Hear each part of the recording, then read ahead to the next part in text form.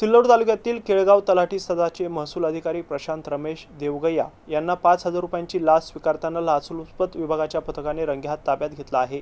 या प्रकरणी सिल्लोड पोलीस ठाण्यात गुन्हा दाखल करण्यात आला आहे।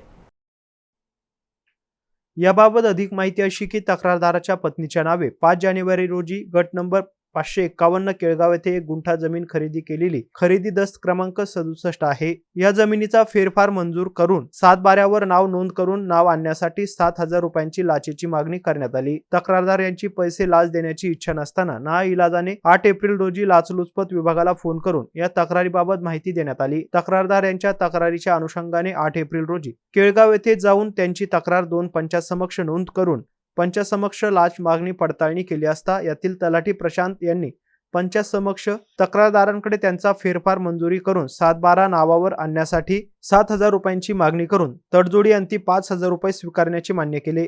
लाच मागणीनंतर 8 एप्रिल रोजी पंचासमक्ष सापळा कारवाई आजमावण्यात आली होती। तलाठी प्रशांत यांनी लाचेचे पैसे स्वीकारण्यासाठी तक्रारदार यांना प्रथम भराडी गावात बोलवले होते।